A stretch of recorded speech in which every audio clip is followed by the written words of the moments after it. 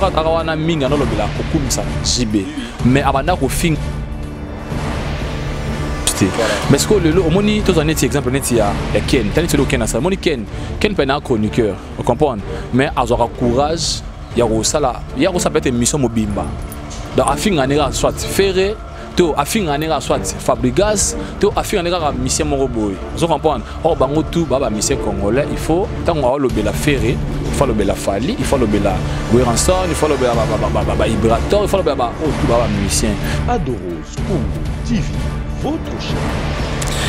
Biso trop déploré car agnon sa oezamade. Bah bu et l'équipe trop. Nazongi lisus. Papi Mboma, il est pote à Fali hein. Tant sous Bosana. Mais Papi Mboma dans B1 Music il reçoit Ferré, il reçoit tout le monde. Nati Lokole, c'est un vrai pote à Fali. Mais il reçoit au moins tout le monde. Oh bah Ken Basala ranga benga ngo eza kozala esprit faible. Ndenge mené à logique. Parce que pose à la pote, pose à la rare que peut-être biso peut to baloba on peut même arbitre en équipe à commissara. Mais oui, faut bomba. Si il faut tendance mauvaise un peu, tu vois. Ndi baloba que journaliste a la camarade. Un journaliste n'a pas d'amis. Adoros Congo TV, la chaîne des informations. Et puis on a bien baraté. Bon, on a habité vraiment sur le banani mais au moni Gloria. Moni Gloria langi. Dola anda finga mais le loyo. Notre taba vidéo mo ah ya Gloria langi m'a rappelé. Ndinga ba so ba Grèce kuna so ba pour na désolé. Quand on saute ba mais Gloria anda ko finga bato ah bo. Mais t'as pas se retrouver. Or na ba relation ça na ba kin awa. Comprendre avec mutu mo boy azuta msusu 50 c'est pas Jonathan Chipamba akepa Riyad les gars réalisateurs azuta msusu moi 100 akepa Titani la Christelle patron d'Oros Congo azuma moi 500 abengita msusu Jema Mubelolo comprendre Adam Suluzolo moi ça permet la 7e rue azuma $300 tant on ça va la rona tour na pas comme pas faire belé $3000 $3500 doit payer au visa bela nenga normal OK puis bon OK tellement déjà parce qu'il a mis gang là qui déjà trop que non on a concert à Fali bona tellement ça déjà mutu moi déjà finga nenga zalaka à la fin de compte bona Fali nenga yo ki ennemi kiliango a commis avant hier yo talonga avant Fali mais a souki nenga na 4 Grèce awa na ma papa mon route ya propreté ba nizo mona donc ba chroniqueur mingi na ba chroniquiste au botal émission oh vraiment celui qui va nous continuer car na ba nenga bongo ba so wa gloire ba kufi na été mais on sur na ba nango pété mais et là le roi moi exemple mon boy poto té donc but pendant émission na biso donc il y a le sujet toté yambalo yo yaka na bible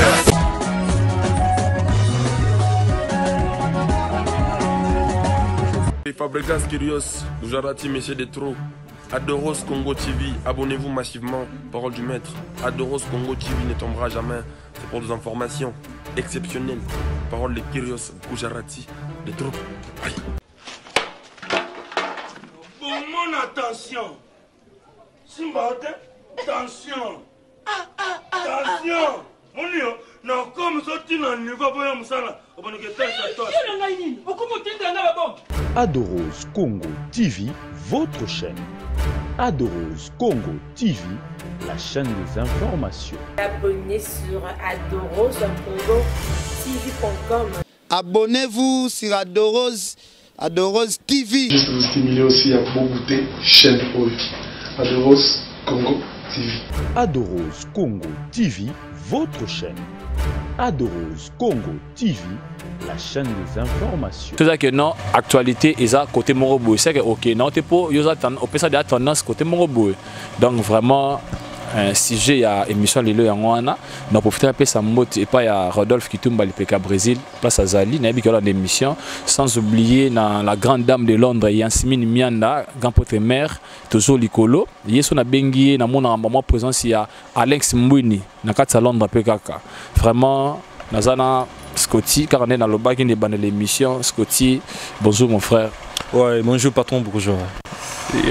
Ils ont deuxième Africa, nous avons déjà dans ce côté, tout ça déjà émission, je crois déjà donc on a chroniqueur à Sikaté quoi. Vraiment ce côté présence dans l'émission dans les Zarara, tout me un peu sur par rapport il y a chroniqueur, on a journaliste tout ça bon musala moko bazo boma moi musala ngoko comprendre vraiment s'il faut autant à communiquer à la lope on autant à communiquer à polémique tant que ce soit aux occasions à l'émission au bas mais peut-être que ba un peu que c'est la moi et le Congo mais ce que tu dans ces plans tout bon la présentation et ça la paie bien pour la batte ball en abisso sigo de tout ball en abisso je me présente donc Scotty Kabalou donc Scotty Kabalou c'est un journaliste et voilà bon je fais la chronique na site Moro X Congo Promo Télévision chez Monsieur Raf Ngindou et mais aussi parcours on a à part site Moussous pour ne pas qu'au zonga sima oui donc je suis journaliste mais aussi je fais aussi des analyses par rapport à ce sujet Tozo le Belalelo c'est un sujet vraiment très important surtout que na chic to kina ba classe to kotanga la journalisme ba ça ba faculté mususu mais nous sommes tous retrouvés na musala o to sala lelo ya chronique ya journalisme donc au départ déjà je pense que c'est un métier noble parce que lelo ne ba vraiment dia rose la biso image ba vraiment on peut sa biso ba journaliste internet donc le roi Moussala moko bonné c'est pas quitter ça on va comment soit dénigrer les kala ba musicien kala musicien ba le roi ba tout moko boy ba jouer bango moko avec le temps par rapport ya Moussala lelo soki au bali 6 mois na eu pas muto abetaka balé fait ba que ça va. Donc je pense que et à peine des mots ça on a biso photo ça là donc parti pris to côté maintenant muzindo si photo to citer ba combo to citer ndenge musala ngwe bandaka parce qu'au départ déjà musala banana ni jibena wera ba quand banoka bomala bongo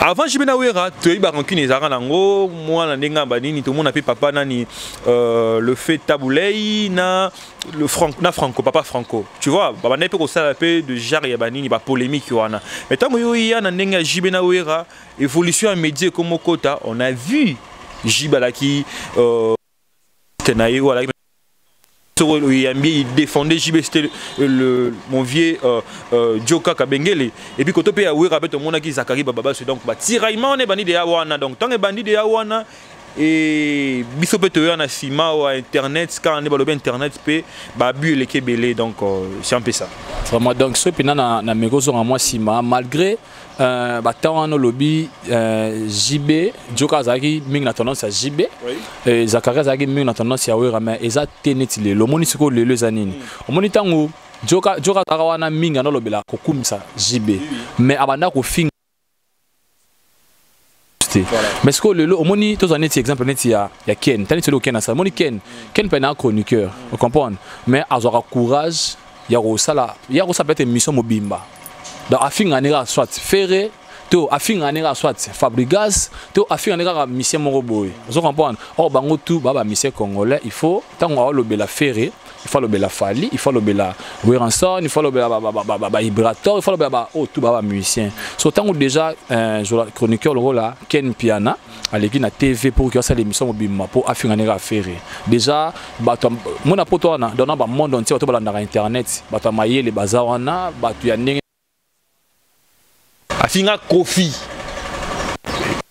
non quand même est-ce que on moni à la fin des comptes siko a touché siko na ba point au ba toucher raté tant a fini siko aigle au comprendre mon sort na e ba ko bengana na RTGA ba bengani pour plus mobile ro fana té mutu honorable ro plus mobile bongo comprendre avant di boye na chaîne na ye kande bato ndenge na ndenge batala rango bato mai lebele ba ta Charmoni Karine abandi ko finga bato na TV comprendre sans contrôle sans même ata donc na ko tango balongo leti ba Karine ba tout moko bongaka ba internet pour RTGA quand même ils a world et ça émission je pense il y a Gare Centrale maintenant c'est l'émission elle est présentée par Fifi Siwa donc c'est automotive et je la salue là où elle est donc vous voyez quand même Fifi Siwa pas dans la tendance na ye na kena ba nini ya ba bina fili na mona Fifi Siwa na kena mais akola ki sa ngote na écran on comprend akola ki sa ngote il y a des gens qui sont à la base il y a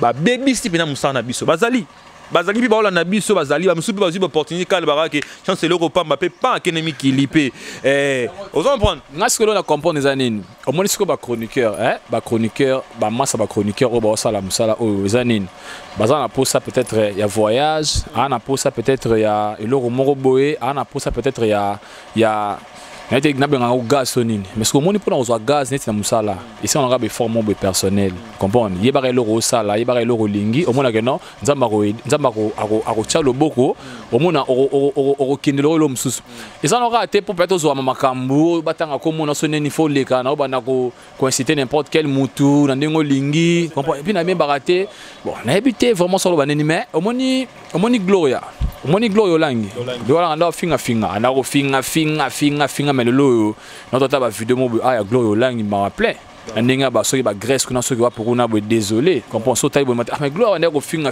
bato bo mais taba soki se retrouver or na ba relation ça na ba kin awa comprendre azabe mutu mo bo azuta msusu 50 c'est pas sur ta chipamba akepa Riyad les gars réalisateurs azuta msusu moi 100 akepa Titani la Christelle patron de Rose Congo azuma moi 500 abengita msusu Jema Mubilulu comprendre Adam Suluzolo moi ça permet la 7e rue azuma $300 tant on ça va la rona toi na ba comme va visa yango belé at $3000 $3500 doit payer visa aux visa bela nenga normal OK pe ba OK tema déjà pe si ami gangela ki déjà trop que non nga na on a concert à Fali bona tema za de mutu mo anda finga nenga zalaka à la fin de compte pe bona Fali nenga yo ki ennemi kiliango a commis avant hier yo ta longa avant Fali mais a souki nenga na 4 Grèce awa na ma papa mon route ya propreté ba nizo mona donc ba chroniqueur ming na ba chroniqueuse au botal émission oh vraiment ce ka ba nous continuer car na ba nenga bongo ba so glorio langi a kufi na été mais a so na ba s'appelle lango pété mais et là le roi moi exemple mon poto té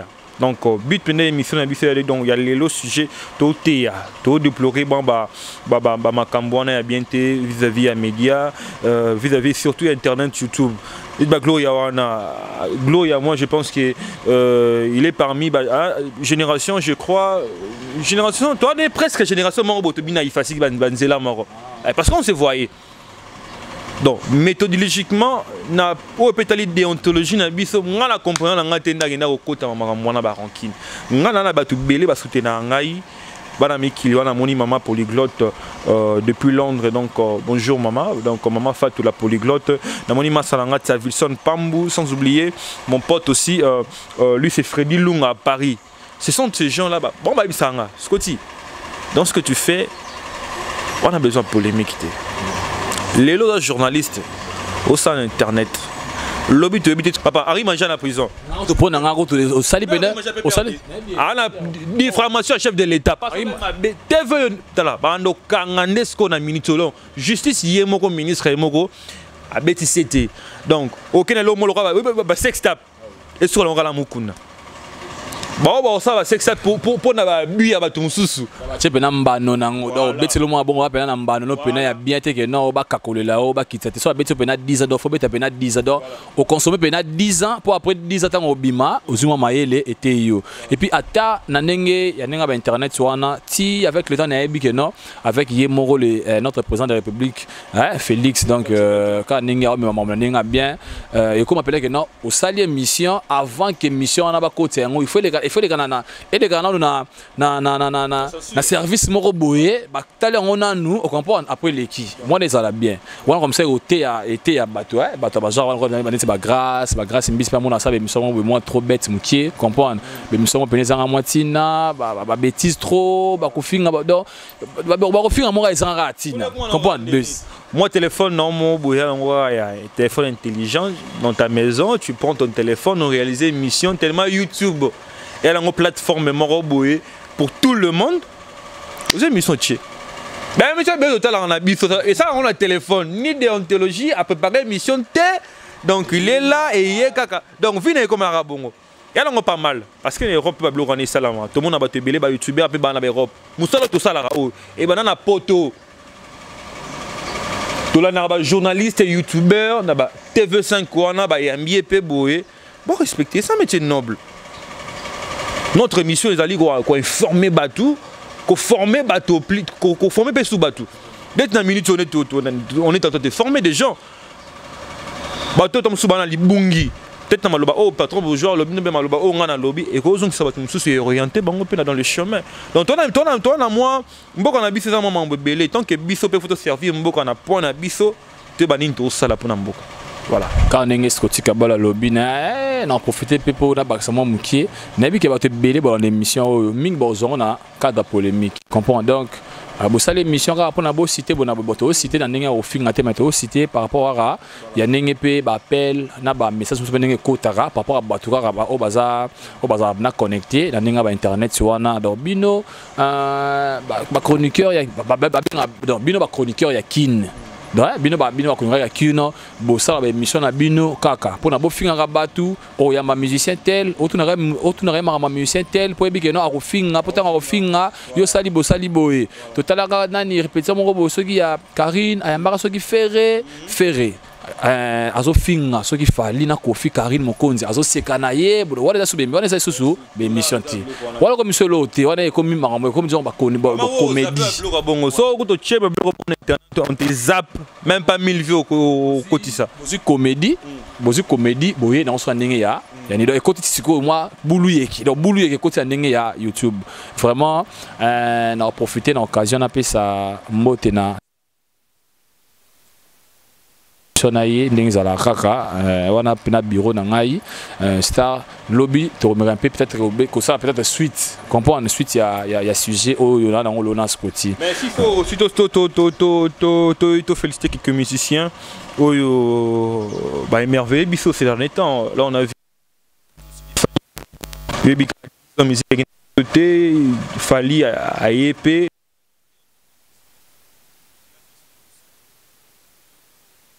au total, on a vu Fally et mais aussi Ferrogo là puis tout le monde a remix mais c'est acoustique non c'est un concert acoustique et puis nous félicitons ce que l'artiste fait donc l'artiste fait Ferrogo là n'a pas parce qu'il faut rappeler que dans le métier de ça là les longs chronique ou musical tu vends du mingi ben faux ben nouvelle royauté parce que album est bimaté.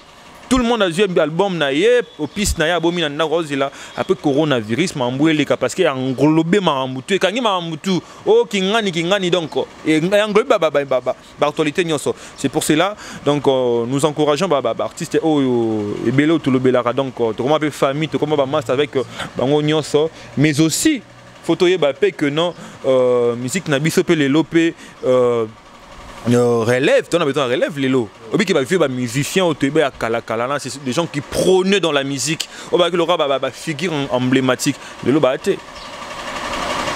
En comptant peut-être na vieux Nabisora Kofi Olomide. Oui, c'est un grand. Il a fait sa carrière. Il a fait tout ce qu'un musicien peut faire. Mais les autres Mabiso essayer un peu de rassembler. Bah rassembler, bon on va camarades la musique Nabiso les lots.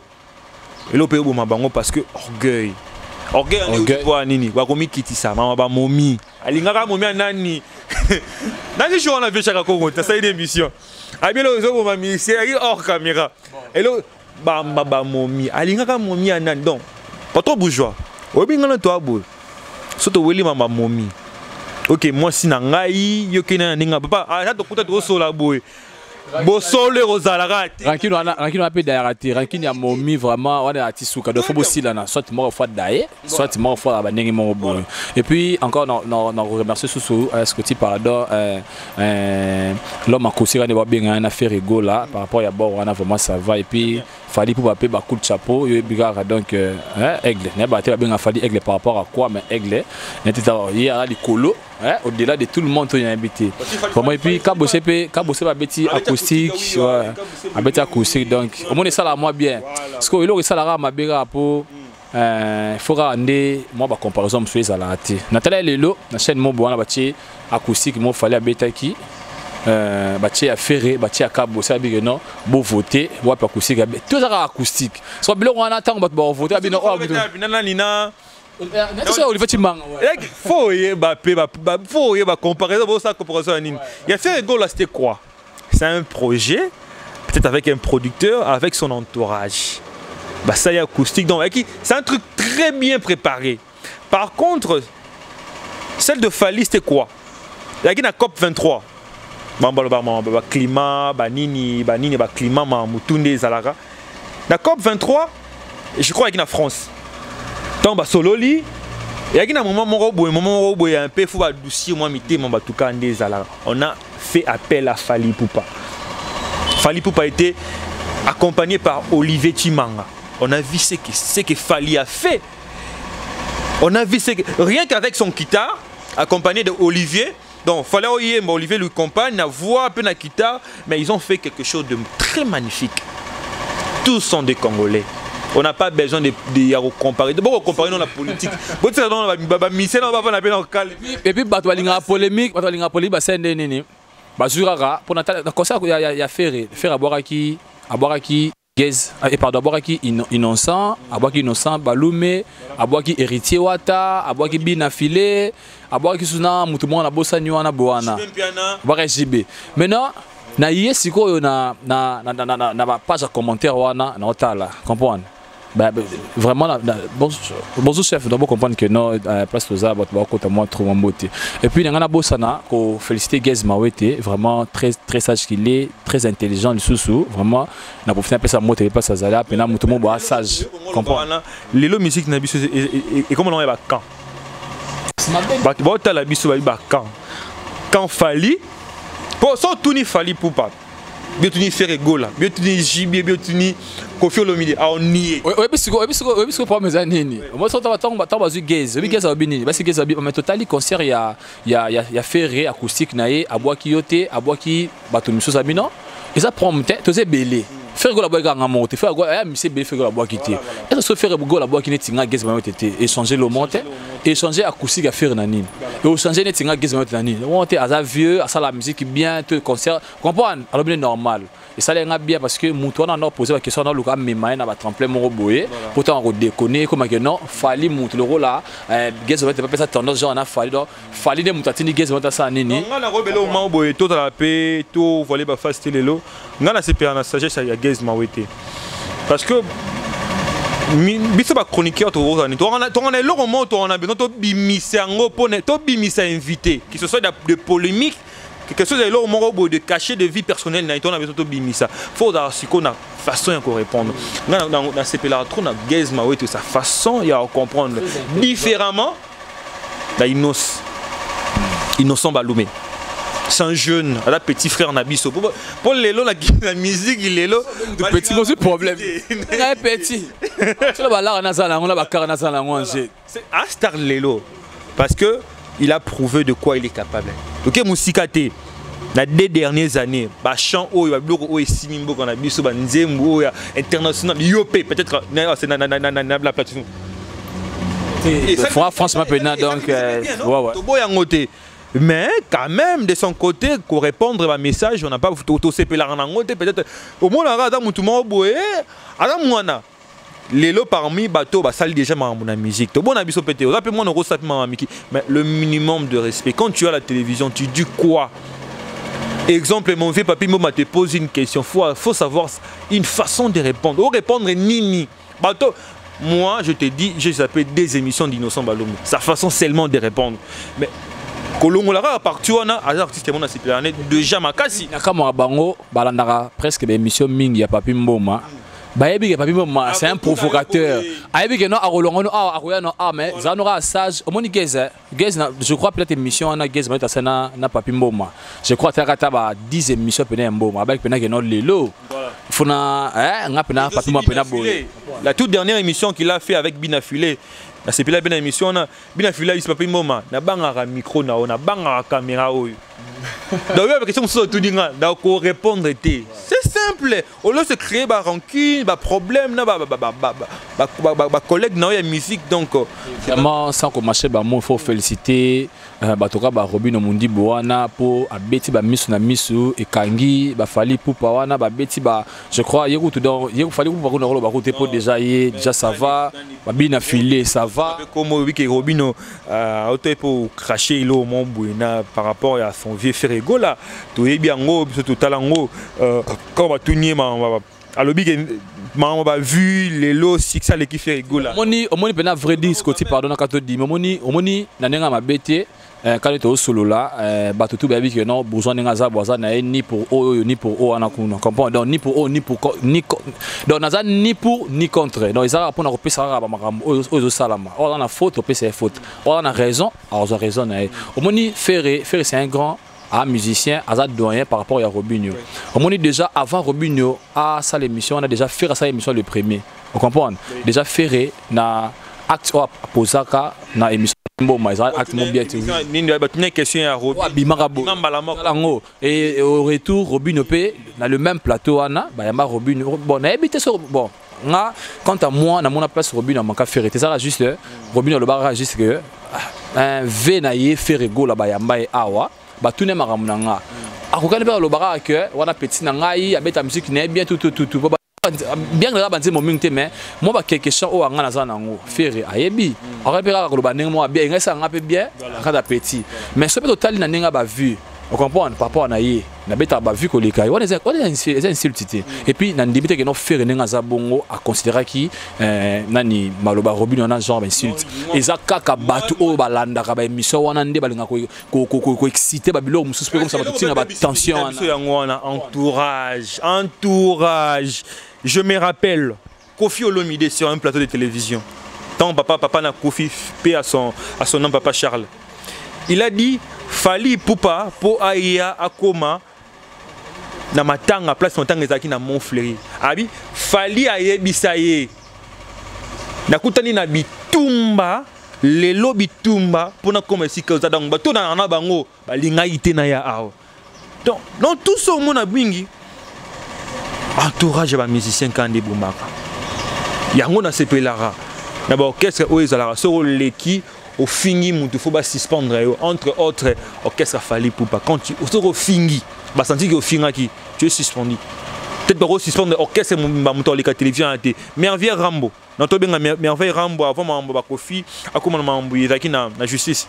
Ai singa non na ko sa émission te la minute parce que je suis suspendu. Quand au gafé, faut ça va société, bah règlement est à l'arabe. C'est clair et net. Bango mo pe ba leader ba patron parce qu'il faut comprendre que tant que bango ba le kana pour na ba ça ba émission au finga retour ils ont raché bango. Comprendre ah te oui ramtatina qui Fabrice mtatina qui faire mtatina qui fallait mtafule. Parce que tant bango so ba no ça ba bilo bongo aleki abeti à lobby des arts à une suspension comprendre et ça bien ekobana ko éduquer moi ba quelques musiciens oyo bazo memam Robin Opé nani Ronaldinho oya we quand ça va tout suspendre. Il a clashé pour ses amis. Il a Nathalie réunion na ba sala ki wana na bango tout ba Igo Santé ba Sebondo faut ko blamaka héritier moi alobango le faut je me dis que nata maintenant moi na pena oya we quand son parce qu'on m'a blâmé aussi.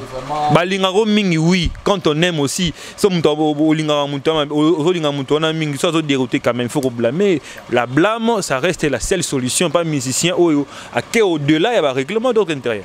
Coup de chapeau pena na Weranson vraiment ba bloka bon ça la moi bien. Na mona tala ngo pena bango tu ba vanda wana donc faut muto la muto s'exprimer faut le belo ronio mona ici Martin na 4 orchestre. Comprends et le ronio mona ke no bona bango tout ba s'exprimer ba loba ça la bien. Orchestre peut Koufi. Orchestre ça nango. Mingi, orchestre Koufi, c'est un leader. Tout le ballon peut Weranson. Weranson, to kepenate, ba musicien bango moko ou abete pa Weranson, génération de plic qui tati ba faire c'est bango tout ba. Est-ce que bisco ma belle chose année, et ça ce que we raté. Moni sera ba wera ba maison mère pena wenge musique maison mère sera ba wenge musique BCBG 4 JB piana au moins au vanda boé c'est Léo héritier Ferré ba sangani ba kene émission mo boé ba bindombe JDT okuna ba kene émission mo boé ba panzani ba don émission ba ke boé ba sala ngo trop ba chaque masala ngo mais ce que lelo ça bongoté lelo ba musicien ba le grand émission té lelo musicien au ben attention nani ande nini fay na moins 20 minutes 30 minutes pour émission mo ba tête fier moto fa fier bo fa na parler ba ye ba hote ba ye ba ngo yote oh yo mutu mo boé o sa mutu mo fo o mutu do faut ba ye ba yo il faut ye bana tout comprendre c'est la télévision. Regarde, il y a une émission déjà. Il y a pas papi mon pas pas de coller. Bah c'est la Arsenal. Il y a une émission qui na vandi bobi na simate. Orchestre Fali et parmi orchestre qui y a ba musicien au ba que non ba ou mel la musique ba ou mel la Fali ba yebanité. La fenêtre singa boé na ba musicien Fali na habité son ebinani.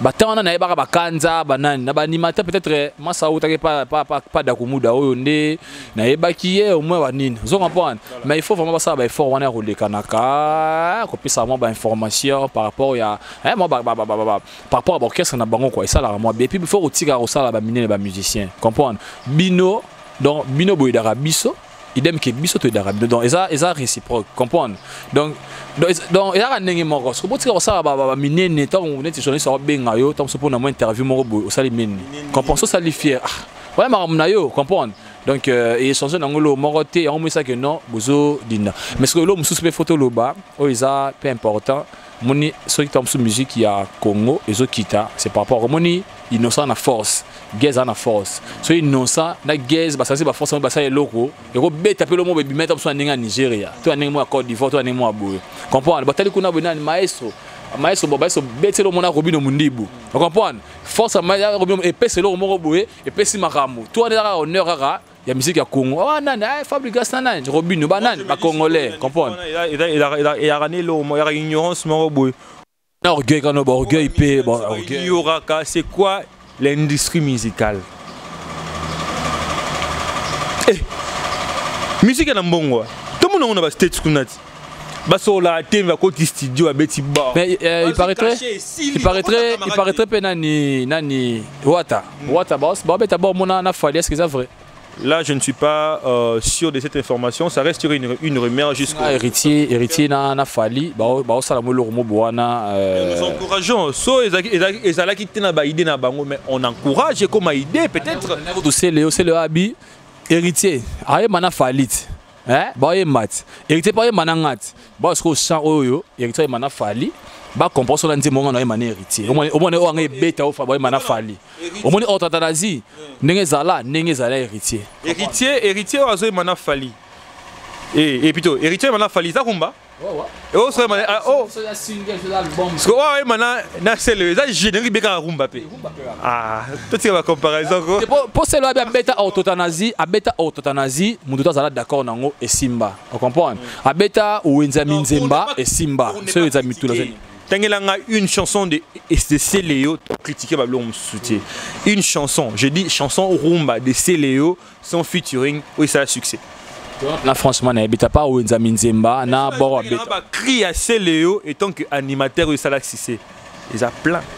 Vraiment Scotty, merci beaucoup. Na moi je vais pas m'en c'est un comme déjà ce que mission a profité na sa moté et pas ya vraiment avant na pesa dans moté non souhaiter non vraiment bon na souhaité parce que v ici a déjà moi temps v papi Kanza mon v beaucoup de respect que ton âme repose vraiment en paix place aux aïdabi que non moli mono a vraiment na kimia salon de best na mikiliwana na zomo na bongo v na Kambambangi artiste à Makasi artiste professionnel avec Kamambangi motema matina na kati ya Norvège na biko zo contrôler mto simba faire il y a de best wana quoi na kati ya mikili sans oublier maman sociale Mamicho Kitumba car ndenge ezalaka maman sociale et ça les mois 2-3 jours au solaté mais na biko non juste après arawa ego simba vraiment ba joyeux anniversaire il y a et pas il y a mère Nabiso mère maman aboti Jonathan Chipamba maman Mami Chipamba vraiment ba joyeux anniversaire na yo mère au sala moi bien habité que non tant sous après tu vas taper tour on a parlé moi sucré moi ni ça moi bien quoi est-ce que tu anniversaire à notre maman et puis je profite aussi de souhaiter un joyeux anniversaire bon vaut mieux tard que jamais et à qui depuis hier mon jeune frère Jonathan Kayembe en plein Paris donc Happy birthday to you, donc on est ensemble. Mais Nabi, tu as dédicacé à tout le monde. Les gens ont raté, mais son Nabi, on dédicacé c'est que c'est vraiment Moussou. Pardon, na bossa na bongo, Massananga Papi Bouzi, à partir de Mikili, Papi Bouzi Mossi, on est bien depuis temps on a n'enga côté Kuna Sao Paulo, mais version sur au nord. Kalaming était déjà Nzoto. Ouais, on a passé dans beauté, vraiment salon de coiffure Preston, car on est na Sarabino, arabien, na Kin Awa. Si vous avez un kin, il faut un Preston. Mais si vous avez un kin, il faut qu'il y ait de best. De best, on a Kamambang, il y a un papi Kanza Daya. Donc, il y a un poto tout kitoko. Si vous avez un charge, on a un Kamambang, il y a un simba na maboko. Si y a un simi mianda, car on a un zo bande la mer, il y a un solaki, malé mirara. Marambe aussi quoi il y a simi mianda la grande dame de Londres la personne moté place aux ali bon ce côté pe na moi batunaye pe faut pesa moté pour arosa quand même égoïste et nga arosa quand même égoïste quoi. Voilà donc moi je profite d'abord de dire vraiment un bonjour au boss Jesse Kumu l'héritier de maman Mimi Kumbu. Boss Jesse Kumbu, l'héritier de maman Mimi Kumbu. Naibi kalaminte donc to la clinique msuya sikabakoto ya ba matadi wana donc yomo rozawana boss Jesse Kumbu. Na moni masalanga ita Wilson Pambu, papa na Tiavilina. Et sa femme Jacqueline Cass, on est ensemble. Jenny Mangaya, Maman Paradis, Jaden Paradis. Sans oublier aussi tout Lionel Mamba, on est ensemble. Et Tim Maïcha, et puis Patrick Eloso, non, tout, on est ensemble. Et puis tous ces gens au Soutenara Scotty, on est ensemble. Mais on appelle ça numéro. On appelle numéro pour plus de contacts, on va contacter quand on est à une émission, tout ça donc contactez-moi au plus 243 plus 243 89 71 51 433 donc au plus 243 89 71 51 433 donc on est ensemble. Numéro Scotty Kabalangwana, oh tout peut-être pour ça émission Ranenga Lobby, contactez le numéro Anna, je crois que c'est un numéro WhatsApp. Numéro WhatsApp voilà, numéro WhatsApp. Bah tout dans l'émission vraiment na PCB no Mambote Belé émission il y a les lots na bi non to fingi mutute Scotty to fingi te to critiquer te to lobby juste rara maram oyo ils ont salama binomo pe boyebi que non ils a bongo comprendre vraiment oh à mon que non peut-être moi va propos monsieur to tenir et disposer peut-être lui à Olimbisa quoi comprendre Olimbisa na c'est plané mi na ba remarque na bino ta bota émission ba remarque et ça la moi bien que noté bozo moni place bozaki boyomoni bozai ça la moi bien Titani la Christelle mère na peso so bambote ebelé nazo bandela bambote po sans yo Adoros Congo eza nango eloro moroté comprendre message on atati pa Mbappé Adoros eza eloro moroté sans Eriad de P Linar Adoros eza nango eloro moroté vraiment tous habitants ensemble tous bundara pona chaîne qui recommandé bateau de vous abonner massivement sur Adoros donc Congo TV donc on est là vous avez vraiment la pointe à l'actualité tout. Merci beaucoup Jonathan. Et si l'itona basata moi 3 personnes peut ça moi bien des alarara on appelle ça mote la massa nanga Didier Mbili ya fils arabe mote bi place azali Didier Mbili yo ebi munanga kati mage maramike mike biga entre bateau barambuzala kaka comprendre lo amike to bosana ese leki na ya massa nanga petite sœur propre Khadija la belle Mohamed à partir à Mikili on appelle ça mote belé sans oublier Ousmane soirée on a bof nanga quoi on a bof nanga ndenge zalara appelle ça mote belé ay samna yo salara be mission na yo no ata kombo na ngai ti yango tozana problème to ngabi tozana problème ni ta yo muto zupe na leki na moi bozo ende na la te moi fay morier grâce à Ousmane tu comprends Khadija do yo yebiga rapeti nanga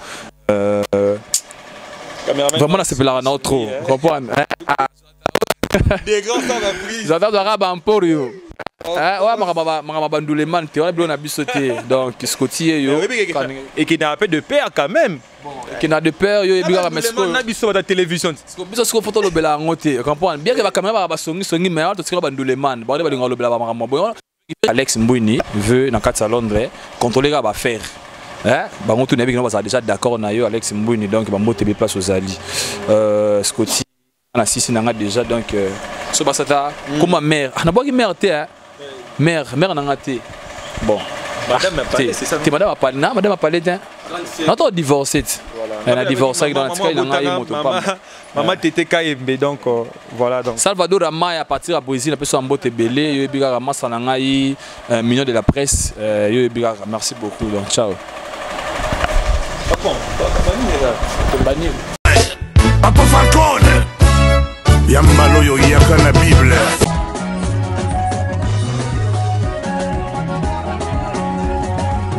Fabregas Kyrios, Gujarati Messieurs des Trop. Adoros Congo TV, abonnez-vous massivement, parole du maître.